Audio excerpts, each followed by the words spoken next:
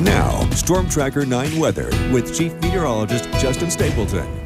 Another hot day for us out here across portions of western Oregon. And in fact, let's check out some numbers from July. If you didn't notice, we've actually gone into August starting yesterday.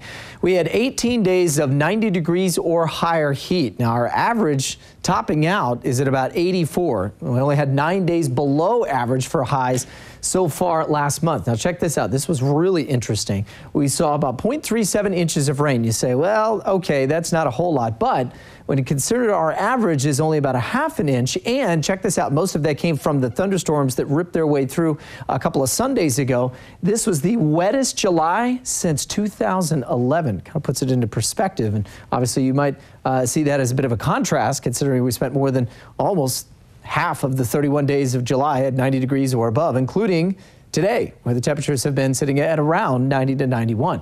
In addition, we've been watching some thunderstorms fire across portions of central Oregon, and again, quarter-size hail being reported in and around Metro Bend area, in through northern Lake County, northern Klamath County as well. But you notice the direction, all of those going in from north or southwest to northeast, and so this is where it's going to keep most of the activity for today. A little hazy down towards Medford, west side of the mountains here. We've got clear skies inland. There's our marine clouds just kind of hugging along the coast, keeping things fairly stubborn in terms of the lack of sunshine. Jumping a little closer on those, you see as you go west side, we are A-OK. There's another storm starting to develop, a little cell just north of Bend across Highway 20, and then one north of Lapine. Again, all of those moving northeastward. Okay, so let's show you what we got in terms of the temperatures. It should be for today, not Friday.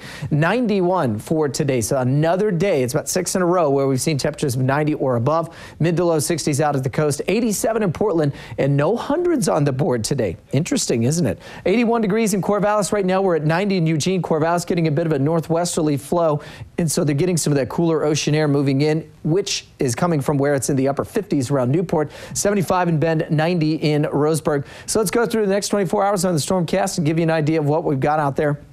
We'll continue to look at some cloud cover not only along the coast, but some of that shooting into some of the coastal gaps here. I don't think we'll see much morning cloud cover across the valley. By the afternoon, sunny skies, partial sunshine at the coast, and another afternoon of some isolated pop-up thunderstorms for portions of the Cascades.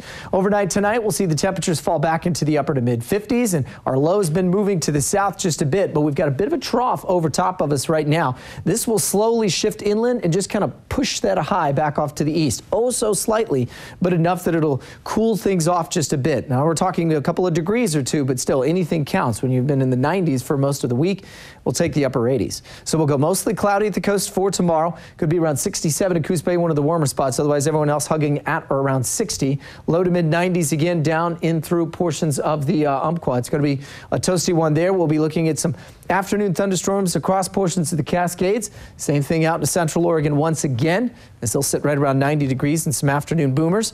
And here in the Willamette Valley, sunny with just a little bit of early morning cloud cover in some spots, and that's about it. Otherwise, we'll see temperatures around 90 degrees. Coast should sit right around 64 for the next 6 to 7 days. Not a whole lot of change in the weather pattern there. Here in the Umpqua Basin, we'll see some morning cloud cover come back early next week, and then slowly backing off into the upper 80s. The Cascades will actually shut down the thunderstorm threat. We don't get that big of a southwesterly push, and so it starts coming in out of the west, kind of keeps thunderstorms at bay. And for us here in the Willamette Valley, we'll go low 90s tomorrow on Monday, and then, yay, mid 80s, which is still above average, but, you know, considering it's not 90s on the board, we'll take it for next week. I'll take that, definitely. All That'd right. be nice. Thanks, Justin. You bet.